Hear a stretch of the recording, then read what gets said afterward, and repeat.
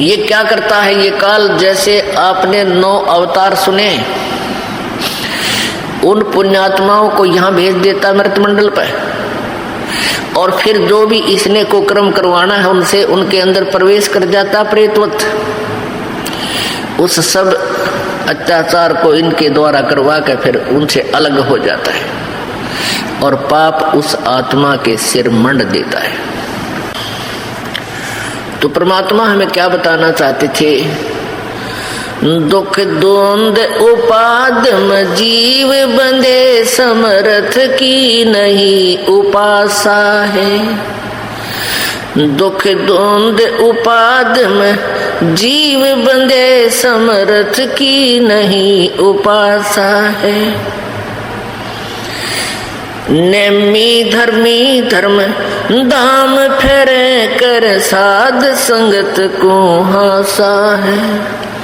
ये नेमी धर्मी धर्म धाम फेरे कर, साध संगत को हासा है। बगनी ठगनी को लूट लिए, चीन्या नहीं निर्गुण रासा है। जल अर्ध दिया जम आन लिया, जो नहाते जल 12 मासा है। सूझे नहीं संध अबंध विद्या, पाती तोड़े नर घासा है। जम मारत है मुगदर मोटे, चश्मों में देत धमासा है।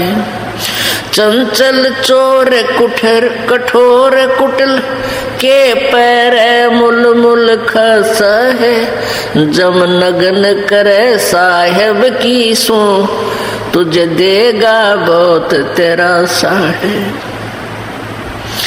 दिल खोज भैया निज नाम जपो, सत कबीर पूर्ण ब्रह्म खुलासा है। कह दास गरीब ये पत्थर पटको, छोड़ दो ये बोधी आशा है। कह दास गरीब पत्थर पटको, तुम डारो त्रिगुण पासा है। दुख द्वंद उपादम जीव बंधे, समर्थ की नहीं उपासा है।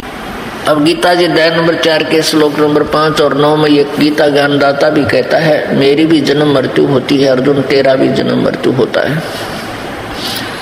तो ब्रह्म के उपासक ब्रह्म लोक में जाते हैं।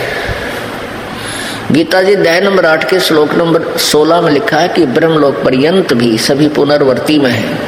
इनका भी वहां जाने के बाद वापस आगमन पृथ्वी पर होता है, पुण्य अक्षीण हो जाने पर। उसके विषय में परमेश्वर कबीर जी द्वारा दिया गया वो अनमोल ज्ञान आदरणीय गरीबदास जी अपनी अमृतवाणी में किस प्रकार बताते हैं। दुख द्वंद उपादम जीव बंधे, समर्थ की नहीं उपासा है। ये नेमी धर्मी धर्म धाम फेरे कर, साध संगत को हासा है।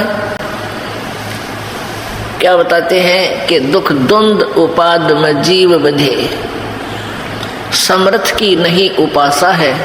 यानी समर्थ भगवान की, सर्वशक्तिमान की ये पूजा नहीं कर रहे, इसलिए ये साधना करते हुए भी दुखी ही रहते हैं, क्योंकि किए हुए कर्म का फल ही आपको प्राप्त होता है।